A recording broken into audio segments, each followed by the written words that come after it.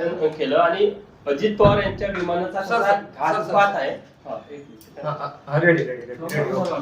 अजित पवार यांच्या विमानाचा कसा घातपात झाला हे त्यांनी काही तथ्याशी मांडलेलं आहे. याबद्दल सरकारची काय भूमिका आहे? नाही, दुर्दैवानं अजितदादांचं त्या दुर्दैवी अपघात घटनेमध्ये निधन झालं. संपूर्ण महाराष्ट्र शोकाकुल झाला आणि स्वाभाविकपणे जवळची मंडळी जी असती भावनिक पद्धतीनं अनेक वेळा अनेक स्टेटमेंट करत असतात. ह्या संदर्भात ऑलरेडी सखोल चौकशी या सूचना माननीय मुख्यमंत्री महोदयांनी दिलेल्या आहे आणि मला असं वाटते रोहितदादांनी हा पण विषय लक्षात ठेवावा की आपले त्यांचे जे नेते आहेत माननीय शरद पवार साहेब यांनी दुसऱ्या दिवशीच म्हटलं होतं की हा अपघात आहे, याचं कोणी राजकारण त्या ठिकाणी करू नये.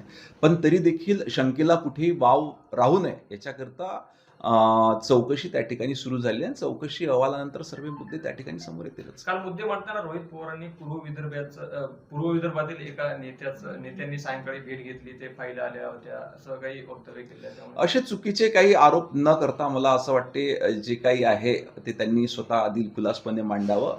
ह्या पद्धतीनं अशी काही कुठली घटना त्या ठिकाणी घडलेली नाही. ते असं म्हणाले की सीआयडी जरी तपास करत असलं तरी सीआयडीच्या म्हणजे स्पेशालिटी नाही त्यामध्ये, त्यामुळे कुठल्या तरी बाहेरच्या अनुभवी संस्थेकडनं याचा तपास करावा लागतो. नाही, ह्या संदर्भात केंद्रीय हवाई विभागाला देखील माननीय मुख्यमंत्री महोदयांनी विनंती केली आहे की सखोल चौकशी करून त्या ठिकाणी अहवाल द्यावा.